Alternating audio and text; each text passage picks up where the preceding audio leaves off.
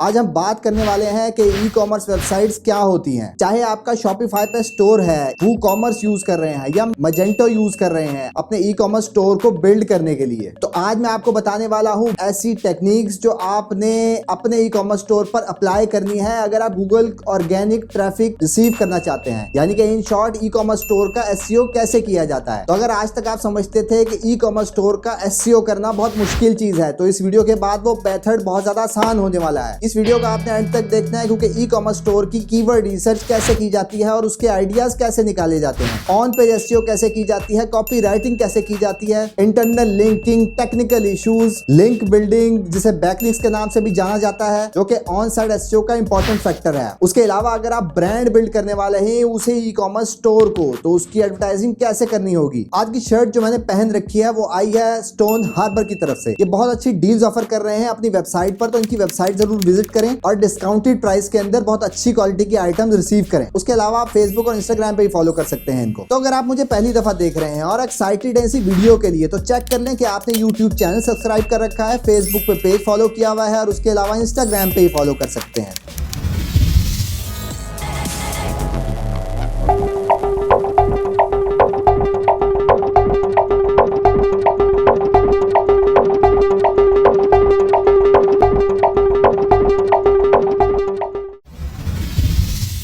जी हाँ, मैं हूं Asbar, digital marketer, project consultant and commercial blogger. सबसे पहले बात करते हैं कि ई कॉमर्स वेबसाइट्स क्या होती हैं। ई कॉमर्स वेबसाइट में आप अपनी प्रोडक्ट जो कि आपकी इन्वेंट्री में मौजूद होती है और वो सेल करना चाहते हैं ऑनलाइन, उसको आप इस स्ट्रक्चर को यूज करते हुए, जिसमें आप अपनी कैटेगरीज बनाते हैं, होम पेज बनाते हैं और अपनी प्रोडक्ट को स्पेसिफिक कैटेगरी में प्लेस करते हैं कि जब यूजर वहां तक जाता है और क्लिक करके उसे ऐड टू कार्ट में सिलेक्ट करता है और उसके बाद चेकआउट करता है पेमेंट मेथड्स को फॉलो करते हुए। यही प्रोसेस ई कॉमर्स वेबसाइट में, तो ये ऐसी वेबसाइट्स होती हैं जो ई कॉमर्स वेबसाइट कहलाई जाती हैं। तो सबसे पहले बात करते हैं कि आपको सेटअप कैसे करना है। उसके लिए आप यूज कर सकते हैं शॉपिफाई को, वू कॉमर्स स्टोर को, मजेंटो और इस तरह से रिलेटेड बेताशा प्लगइन्स मार्केट में अवेलेबल हैं। तो सबसे पहले आप ये डिसाइड करेंगे कि आपकी प्रोडक्ट कितनी कैटेगरी से रिलेटेड है और उसको फिर डिवाइड करेंगे आप कैटेगरी वाइज। जब आपकी प्रोडक्ट को देख के आपको अंदाजा हो जाता है कि किस कैटेगरी से रिलेटेड है, तो अपनी वेबसाइट की कैटेगरीज भी उसी अकॉर्डिंगली डिजाइन करते हैं, जिसमें top level categories, sub level categories और उसके बाद आपकी प्रोडक्ट उस सब कैटेगरी के अंदर असाइन हुई भी होती है। अब चलते हैं कि ई कॉमर्स वेबसाइट बनाने से पहले आपको कीवर्ड आइडियाज, कीवर्ड रिसर्च कैसे की जाती है ई कॉमर्स स्टोर के लिए, उसके मेथड की तरफ चलते हैं। लेट्स सपोज कि आज की वेबसाइट मैंने सिलेक्ट की exportleftovers.com और इसके जब मैं मेन सेक्शन में किया तो यहाँ पर मुझे पोलो का ऑप्शन नजर आ रहा है। मोस्ट प्रोबेबली इसमें पोलो शर्ट्स अवेलेबल होंगी, तो अपनी कैटेगरी का नाम तो आप पोलो ही रखेंगे, क्योंकि लेट्स सपोज कि अगर पोलो के ऊपर 300 के मंथली सर्च वॉल्यूम है, जो कि आप किसी भी टूल से चेक कर रहे हैं, तो इसका लॉन्ग टेल कीवर्ड होगा पोलो स्विक्स शर्ट्स, जिसके ऊपर वॉल्यूम 10K पर मंथ है। और इसके कीवर्ड भी आप जब सर्च करेंगे HRF में, तो उसी कंट्री के अकॉर्डिंगली सिलेक्ट करेंगे जिसके ऊपर आप रैंक करना चाहते हैं। जिस तरह यहाँ मैं यूएस से सिलेक्ट कर रहा हूँ, तो यहीं से कीवर्ड रिसर्च में आपको आइडिया मिल जाएगा कि पोलो आपकी कैटेगरी होगी और उसकी सब कैटेगरी होगी उसी शर्ट की टाइप, जिस तरह इस वेबसाइट ने मेंशन कर रखा है। तो हम इसी कीवर्ड को यूज करते हुए HRF को यूज करेंगे और अपनी कीवर्ड रिसर्च को आगे बढ़ाएंगे। आपने HRF ओपन किया, उसके कीवर्ड एक्सप्लोरर को आपने ओपन किया, उसके बाद यहाँ आपने पोलो लिखा और हैविंग सर्च टर्म को सिलेक्ट किया और उसके बाद एनी वर्ड के अंदर आपने फिल्टर लगाया शर्ट्स का। तो यहाँ आप देख रहे हैं कि पोलो के अंदर मेन शर्ट्स तो होती हैं, पर वुमन भी सर्च हो रही है इसी सेम कैटेगरी में। इससे आपको अंदाजा हो जाता है कि अगर आप मेन की पोलो शर्ट को कंसीडर कर रहे थे, तो यहाँ से हमें पता लगा कि वुमन की भी पोलो शर्ट्स होती हैं, जो कि सेपरेटली अगर आप कैटेगरी वाइज डिवाइड करें तो अपनी कैटेगरी वुमन और मेन के अकॉर्डिंगली चेंज रखेंगे। तो जब अपनी कैटेगरी डिजाइन कर रहे होंगे वेबसाइट के लिए, तो उसके लिए आप मेंस का कैटेगरी बनाएंगे, उसके बाद पोलो की कैटेगरी होगी। जिस तरह इस वेबसाइट ने टीज, कैजुअल शर्ट्स सेलेक्ट कर रखी हैं, इसी तरह आप स्ट्रक्चर डिजाइन करेंगे अपने ई कॉमर्स स्टोर का। तो अगर आपको टेक्निकल प्रोडक्ट है आपकी और जिसमें स्पेसिफिकेशन फीचर्स होते हैं, तो फिर लेट्स सपोज कि अगर आपकी प्रोडक्ट है लैपटॉप से रिलेटेड, तो लैपटॉप जब अपनी वेबसाइट के ऊपर प्रेजेंट करेंगे तो आपकी कैटेगरीज ब्रांड वाइज हो सकती है, प्राइस वाइज हो सकती है, या किसी भी और स्पेसिफिकेशन वाइज डिवाइड कर सकते हैं आपने सब कैटेगरीज को, जब आप इससे रिलेटेड प्रोडक्ट अपनी ई कॉमर्स स्टोर पे प्लेस कर रहे होंगे। तो अगर आपकी प्रोडक्ट है जो कि किसी भी ब्रांड से रिलेटेड नहीं है, लेट्स सपोज कि इस वेबसाइट के इस सेक्शन में जब मैं जाता हूं तो यहाँ मुझे प्रोडक्ट नेम शो हुआ large size horn for kids. जब मैं इसको HRF में शो करता हूं तो यहाँ से हमें यहाँ पर HRF बताता है कि इसके ऊपर किसी किस्म का भी वॉल्यूम नहीं है। तो जब हमने इसी टॉपिक से रिलेटेड अपने कीवर्ड फाइंड करने होंगे तो फिर हम कीवर्ड एक्सप्लोरर में लिखेंगे किड्स हॉर्न और उसके बाद हैविंग सर्च टर्म में जाएंगे और यहाँ से हमें कीवर्ड शो हो रहा है फ्रेंच हॉर्न फॉर किड्स जिसके ऊपर वॉल्यूम भी है। तो जब आप इसी तरह की प्रोडक्ट अपने स्टोर में प्रेजेंट कर रहे होंगे तो फिर आपने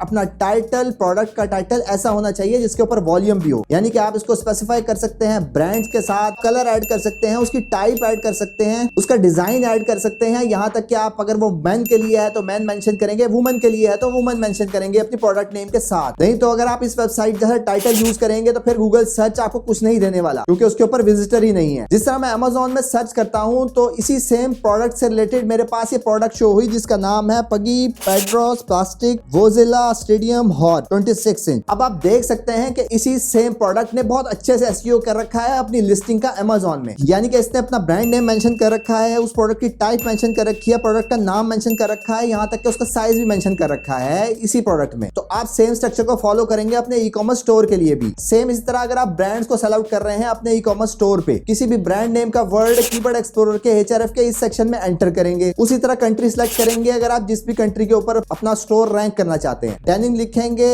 कंट्री सिलेक्ट करेंगे और उसके बाद हैविंग सर्च टर्म का ऑप्शन सेलेक्ट करेंगे और उसके बाद इंक्लूड करा देंगे पोलो को। जिस तरह पिछले एग्जांपल में हमने डिसाइड किया था कि पोलो शर्ट मैन और वुमन से रिलेटेड है, तो यहाँ से आपको पोलो शर्ट से स्पेसिफिक क्या वर्ड यूज करने चाहिए अपनी प्रोडक्ट के टाइटल्स में, उसके आइडियाज यहाँ से निकलेंगे और आपकी प्रोडक्ट भी उससे रेलिवेंट होनी चाहिए। जब भी आप अपना ई-कॉमर्स स्टोर बनाने वाले होते हैं, आपके पास कुछ प्रोडक्ट्स होती है, तो आप सबसे पहला काम ये करते हैं कि अपने कंपटीटर को फाइंड करते हैं गूगल में से कि आपका क्लोज कंपटीटर कौन है जो कि सेम लोकेशन में सेम प्रोडक्ट से सप्लाई कर रहा है। सेम उसी की एग्जांपल हम वेबसाइट को सिलेक्ट करते हैं, एक्सपोर्ट लेफ्टओवर्स को ही, यही हमारा कंपटीटर अगर है तो इसको हम HRF के साइड एक्सप्लोरर में जब एंटर करेंगे तो यहाँ से आपके पास डिटेल शो हो जाती है उसी वेबसाइट की। यहाँ से हम उसके टॉप पेजेस के इस सेक्शन पे क्लिक करेंगे तो यहाँ से हमें पता लगा कि इसके ऊपर ये पेजेस इस कीवर्ड के अकॉर्डिंगली रैंक कर रहे हैं या मैक्सिमम ट्रैफिक रिसीव कर रहे हैं। इसके कीवर्ड शो हो रहे हैं उन्हीं लिंक्स के सामने, सपोज जिसमें शो हो रहा है polo shirt, socks, casual shirt, shorts for main. Same इसी तरह आप इसकी लिस्ट के अंदर और डीप जाते जाएंगे और देखेंगे कि कौन सी कैटेगरीज हैं जो वेल परफॉर्म कर रही हैं, ट्रैफिक ले रही हैं गूगल सर्च से। इससे फायदा आपको यह होगा कि वो कीवर्ड भी आप निकाल लेंगे जो कि आपने आज तक सोचा नहीं था, जो कि कंपटीटर आपको आइडिया दे रहा होगा, जहां से आप अपना डाटा फेच करेंगे, अपने कीवर्ड के टाइटल, अपनी प्रोडक्ट के टाइटल, इसको देखते हुए डिजाइन करेंगे ताकि आपके चांसेस बढ़ जाएं गूगल सर्च में आने के। और फोर्थ पर सबसे इंपॉर्टेंट फैक्टर जो कि है सर्च इंटेंट, यानी कि आपने देखना है कि जब आपने कीवर्ड फाइनलाइज कर दिया इसी के टॉप पेजेस से तो फिर इसके ऑर्गेनिक कीवर्ड में जाएंगे और यहां से आप देखेंगे कि सपोज पोलो शर्ट अगर आपने कीवर्ड फाइनलाइज किया है तो उसके SERP को देखेंगे। वहां से आपने ये चेक करना है कि क्या ब्लॉग्स रैंक हो रहे हैं या ई-कॉमर्स स्टोर रैंक हो रही हैं। तो मोस्ट प्रोबेबली इसी सेक्शन में इस वेबसाइट की कैटेगरीज रैंक हो रही हैं। इसका मतलब ये है कि आप भी रैंक कर सकते हैं और इसके ऊपर आपके स्टोर के आने के चांसेस भी बढ़ जाएंगे। और सर्च इंटेंट आपको ये भी बताता है कि क्या ये इंफॉर्मेशनल कीवर्ड है, कोई ब्लॉग्स तो रैंक नहीं हो रही, ई-कॉमर्स स्टोर रैंक हो रहे होंगे तो आप भी काम करेंगे उन्हीं कीवर्ड पे फाइनलाइज करने से पहले। जिस तरह पोलो शर्ट्स को ओपन कर रहा हूं या वुमेन टी-शर्ट्स को ओपन कर रहा हूं तो यहाँ पर ई-कॉमर्स स्टोर की कैटेगरी शो हो रही है। तो जब आपने डिसाइड कर लिया कि आपने कैटेगरीज बनानी है तो कोशिश करनी है कि अप्रोक्सीमेटली मिनिमम 5 to 10 प्रोडक्ट्स आपकी ईच कैटेगरी में मेंशन हो। यानी कि कुछ लोग ऐसा करते हैं उनके पास प्रोडक्ट्स नहीं होती है और वो कैटेगरी बना देते हैं और फिर जब वो कैटेगरी बनाते हैं तो उसके ऊपर थिन कंटेंट के इशू आ रहे होते हैं। तो इसलिए अगर आपके पास इन क्वांटिटी की प्रोडक्ट्स हैं तो आप कैटेगरी बनाएं, अदरवाइज आप ना बनाएं, उस प्रोडक्ट को प्लेस ना करें अपनी वेबसाइट में। वेबसाइट की हेल्थ के लिए सही नहीं है। अब चलते हैं ऑन पेज ऑप्टिमाइजेशन की तरफ। जिस तरह ऑलरेडी मैंने वीडियोस भी अपलोड कर रखी है ऑन साइट ऑप्टिमाइजेशन से रिलेटेड, जैसे स्पेसिफिकली मैंने सर्फर SEO को यूज करते हुए आपने अपना कंटेंट कैसे डिजाइन करना है, ये फॉर्मूला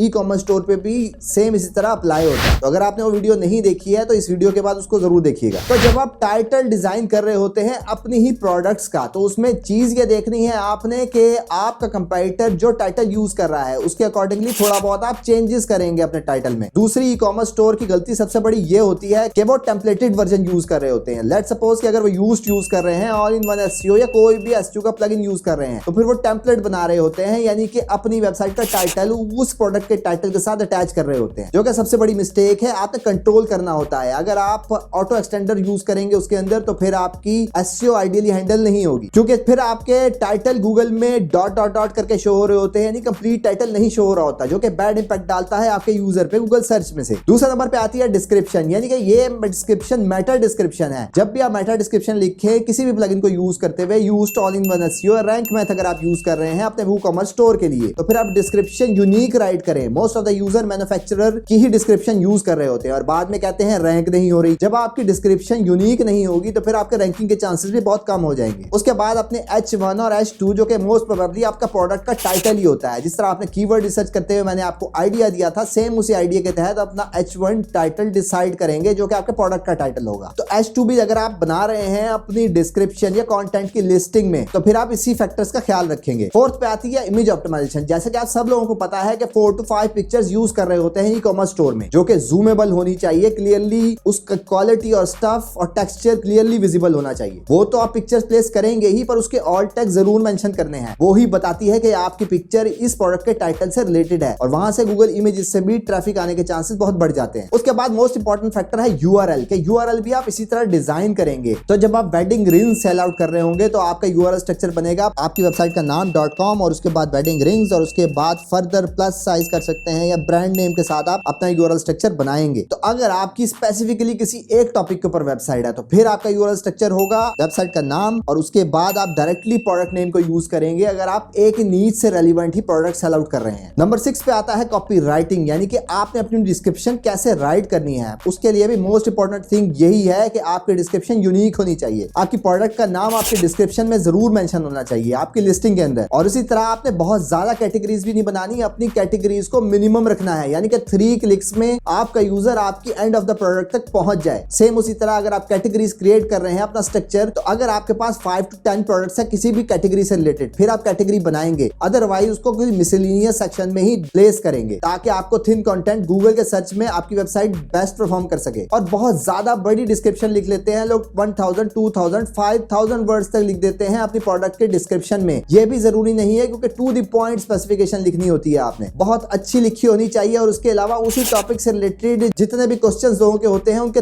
तमाम आंसर्स आपकी उस डिस्क्रिप्शन के अंदर अवेलेबल होने चाहिए। और अपनी लिस्टिंग में आप प्रोडक्ट रिव्यूज का सेक्शन जरूर अनेबल रखेंगे। तमाम वूकॉमर्स और शॉपिफाई भी प्रोडक्ट रिव्यूज का ऑप्शन आप वहां से अनेबल कर सकते हैं। इससे फायदा ये होता है कि आपका सर्च रिजल्ट्स में भी रिव्यू का स्निपेट शो हो रहा होता है और जब भी आप ट्रेड करें अपने यूजर से उसको कन्विंस करें कि वो आके पॉजिटिव रिव्यूज आपके वहां मेंशन करे। ये भी एसईओ सिग्नल्स में से है। नंबर 7 पे आता है स्कीमा मार्कअप। मोस्ट इंपॉर्टेंट तो यही है कि आप रिव्यू के स्कीमा को यूज करेंगे। जब भी आप अपने वूकॉमर्स स्टोर में रिव्यू ऑन करते हैं तो ऑटोमेटिकली रिव्यू का स्कीमा क्रिएट हो जाता है गूगल सर्च के लिए, जो कि पॉजिटिव सिग्नल है। इससे आपके गूगल सर्च में सीटीआर भी इंप्रूव रहता है। उसके बाद अपने लोगो का स्कीमा जरूर क्रिएट करें जो कि यूज के इस सेक्शन में शो हो रहा होता है। उसके बाद अपने ब्रेड क्रम्ब जरूर ऑन करें, ये आपके हियरार्की को गूगल तक पहुंचाता है, यानी कि गूगल को समझ आ रही होती है कि आपने किस स्ट्रक्चर के थ्रू अपनी प्रोडक्ट किस कैटेगरी या सब कैटेगरी को यूज करते हुए अपनी प्रोडक्ट प्लेस कर रखी है। उसके लिए आप यूज कर सकते हैं गूगल का ही स्ट्रक्चर डाटा मार्कअप हेल्पर। और दूसरी ऑप्शन आपके पास स्कीमा का प्लगइन है, इसको भी यूज किया जा सकता है। और अगर आपके पास बजट है तो फिर स्कीमा प्रो रिकमेंडेड है ई कॉमर्स स्टोर के लिए। तो अगर आप कस्टम बना सकते हैं तो वेल एंड गुड। और फिर जब आप स्कीमा अप्लाई कर देंगे तो Google structure data testing tool के अंदर आप यहाँ यूआरएल एंटर करेंगे। जिस तरह यूआरएल एंटर किया तो यहाँ पर 2 स्ट्रक्चर डाटा शो हो रहे हैं, एक है ब्रेड क्रम्स, दूसरा है प्रोडक्ट। नंबर 8 पे आती है इंटरनल लिंकिंग। तो जब भी आप कैटेगरी और सब कैटेगरी अपने मेन्यू में प्लेस करते हैं तो उसके बाद दूसरा ऑप्शन आपके पास ये होता है सेम यही स्ट्रक्चर अपने फुटर में भी प्लेस करें। इससे आप गूगल को बता रहे होते हैं कि ये मोस्ट इंपॉर्टेंट सेक्शन है जो कि गूगल कंसीडर करेगा आपकी वेबसाइट की रैंकिंग के लिए। और अपनी नेविगेशन बनाते हुए भी इसी चीज का ख्याल रखना है कि 3 स्टेप्स को यूज करते हुए आपका यूजर टॉप लेवल पेज से आपकी प्रोडक्ट तक पहुंच जाए और सारी प्रोडक्ट इसी हियरार्की के अंदर रहते हुए क्रिएट की गई हो। तो जब आपका यूजर आपकी प्रोडक्ट तक पहुंच गया है तो वहां पर आप शो करा सकते हैं अपनी रिलेटेड प्रोडक्ट्स ही जो कि उसी कैटेगरी से रिलेटेड होंगी। उससे इंटरनल लिंकिंग आपकी बहुत ही आइडियली हैंडल हो रही होती है और रेलेवेंसी भी मैक्सिमम होती है। तो नंबर 9 पे है टेक्निकल इश्यूज। आपने डुप्लीकेट कंटेंट को हैंडल करना है। जिस तरह most of the e commerce store में बहुत ज्यादा प्रोडक्ट्स मेंशन होती है, यहाँ तक कि 1000 to 10,000 प्रोडक्ट्स क्रिएट कर रखी होती हैं और वो अपनी प्रोडक्ट्स को हैंडल करने के लिए फिल्टर यूज कर रहे होते हैं। प्राइस का फिल्टर हो सकता है, रेंज का फिल्टर हो सकता है, क्वालिटी का फिल्टर हो सकता है, ब्रांड का फिल्टर हो सकता है। दूसरा ख्याल ये रखना है कि जब भी आपका फिल्टर अप्लाई हो और आपका यूआरएल स्ट्रक्चर चेंज होगा तो फिर वो गूगल तक ना पहुंच सके, उसको आपने नो इंडेक्स पे ही रखना है। सेम इसी तरह जो आपके सर्च पेजेस होते हैं, कोई भी यूजर आपकी वेबसाइट पे जब आता है वो सर्च करता है अपने से रिलेटेड प्रोडक्ट भी, तो वो भी गूगल में सर्च में इंडेक्स ना हो, ये भी बैड साइन छोड़ता है आपकी एसईओ पर। और थर्ड पे आते हैं पेजिनेशन, यानी कि जो पेजिनेशन होते हैं नंबर 1, 2, 3, 4 आउट ऑफ पेजेस चलते चले जा रहे होते हैं वो भी इंडेक्स ना हो गूगल में, ये भी वेबसाइट की हेल्थ के लिए अच्छा नहीं होता है। और आखिरी गलती लोग ये करते हैं कि सेम प्रोडक्ट ही प्लेस कर देते हैं अपने सेम रिलेटेड कैटेगरीज के साथ। जिस तरह इस वेबसाइट ने जो आपको एक्सपोर्ट लेफ्टओवर्स में शो कर रहा हूं, इसमें मोस्ट ऑफ द यूआरएल्स में कलेक्शन शो हो रहा है, और जब मैं यहां देखता हूं तो कलेक्शन की कैटेगरी कहीं मौजूद नहीं है। इसका मतलब है या तो डेवलपर चेंज हो गया है या फिर टेक्निकली कोई ओवरहॉलिंग की है उन्होंने अपने स्ट्रक्चर में। तो अगर आप ये मेथड यूज कर रहे होंगे, जिस तरह इन्होंने न्यू अराइवल की कैटेगरी बना रखी है, आप प्रोडक्ट को न्यू अराइवल में डाल देते हैं और जब कुछ दिन बाद वो पुरानी हो जाती है तो फिर उस कैटेगरी में डाल देते हैं। इससे आप बैड साइन छोड़ते हैं अपने एसईओ पर। तो ये गलती कभी भी नहीं करनी। जो कैटेगरी जिस कैटेगरी में भी है वो एक ही कैटेगरी के साथ मेंशन होना चाहिए। अपना मेन पेज ही ऐसे डिजाइन करें कि आपकी नई प्रोडक्ट मेन पेज पे शो हो। नंबर 10 पे आता है link building for e commerce store. तो आपने अगर ई कॉमर्स स्टोर बना रखा है और अपनी बैकलिंकिंग आउटसोर्स कर रखी है या खुद एसईओ करते हैं, ऑफ पेज एसईओ करते हैं, तो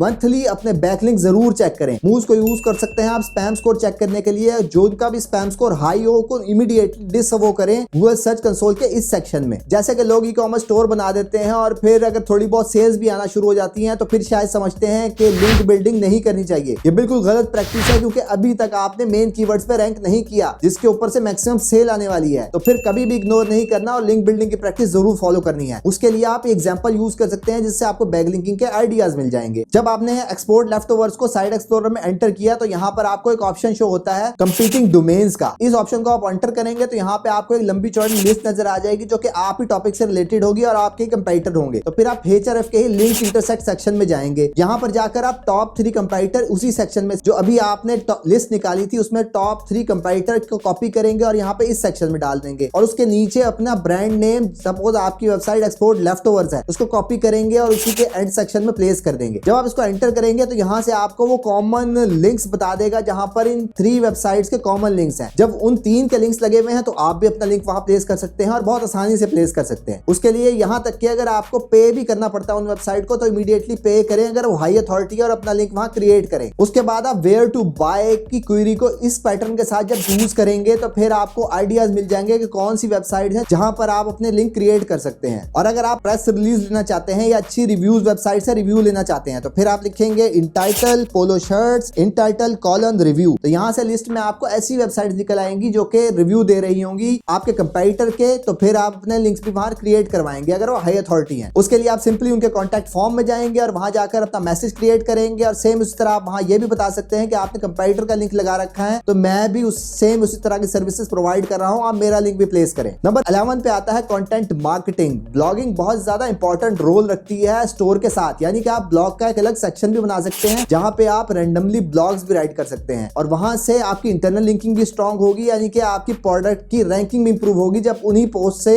आप इंटरलिंक कर रहे होंगे अपने ही प्रोडक्ट को। नंबर 12 पे है कि आप अपना ब्रांड बिल्ड करना चाहते हैं तो उसके लिए आप एडवर्टाइजिंग जरूर यूज करें। ये आपकी सेल्स को भी बढ़ाती है और आपकी अवेयरनेस भी आपके बायर्स में बिल्ड करती है, जिसके लिए आप यूज कर सकते हैं YouTube marketing, Facebook marketing, Google ads, Instagram ads और यहाँ तक के टिकटॉक को भी यूज किया जा सकता है। टिकटॉक के इन्फ्लुएंसर्स को भी यूज किया जा सकता है, उससे भी बहुत अच्छे रिजल्ट ले रहे हैं ब्रांड। ये आपको बहुत ही चीप प्राइस में इन्हीं मैकेनिज्म के थ्रू जितना भी आपका बजट है उसके अकॉर्डिंगली अपना प्लेटफॉर्म सेलेक्ट करें और इमीडिएटली एडवर्टाइजिंग शुरू करें। उससे फायदा आपको ये होता है कि एसईओ से जो ट्रैफिक आपको रिसीव होनी है उसके लिए कुछ मंथ्स लग सकते हैं, पर एडवर्टाइजिंग से आपको इमीडिएटली रिजल्ट्स आना स्टार्ट हो जाते हैं। और फिर जब हम कंपेयर करते हैं पेड एडवर्टाइजिंग को एसईओ के साथ तो पेड एडवर्टाइजिंग में जब तक आप पैसा खर्च कर रहे होते हैं आपको इनकम जनरेट हो रही होती है, सेल्स आ रही होती हैं, और एसईओ में आप ग्रेजुअली अपना ग्राफ बढ़ता चल जाता है, फ्री ट्रैफिक के ऊपर प्रॉफिट जनरेट कर रहे होते हैं और आपको किसी को पे नहीं करना पड़ता। और फिर अगर आप मैन्युफैक्चरर हैं, सप्लायर हैं तो फिर आप प्राइवेट लेबल कर सकते हैं अपने ही ब्रांड को, जिसके लिए आप यूज कर सकते हैं Amazon FBA कर सकते हैं, Amazon स्टोर पे डायरेक्ट सेलिंग कर सकते हैं, वॉलमार्ट को यूज कर सकते हैं, टारगेट, बेस्ट बाय और ईबे को भी यूज किया सकता है अपनी प्रोडक्ट की सेलिंग के लिए, डायरेक्ट सेलिंग के लिए। ये थी आज की informational video. E commerce store अगर आपने बिल्ड कर रखा है तो उसकी एसईओ कैसे की जा सकती है, तो मैंने बुलेट्स के साथ आपको बताया है कि कैसे आप एसईओ कर सकते हैं। अपने ई कॉमर्स स्टोर की डीपली एसईओ को और डिटेल में एनालाइज करना चाहते हैं तो मैंने वीडियोस अपलोड कर रखी हैं, इसको वॉच करें और वहां से आप आइडियाज दे सकते हैं। इसमें से कोई भी सेक्शन अगर आपने एक्सप्लोर करना है जो मैंने इस वीडियो में एक्सप्लेन किया है। इसके अलावा अपने दोस्तों को टैग जरूर करें जो कि वो कॉमर्स स्टोर रन कर रहे हैं या रन करना चाहते हैं और कंफ्यूज हैं मुख्तलिफ चीजों में। तो अगर ये तमाम बातें आपको अच्छी तरह समझ आ गई हैं तो फिर कमेंट में आई विल ट्राई इट लिखना मत भूलिएगा। तो जाने से पहले ये जरूर चेक कर लें कि आपने यूट्यूब चैनल सब्सक्राइब कर रखा है, फेसबुक पे पेज फॉलो किया हुआ है और उसके अलावा इंस्टाग्राम पे ही फॉलो कर सकते हैं। That's all for today. Thank you very much. Have a good and safe day.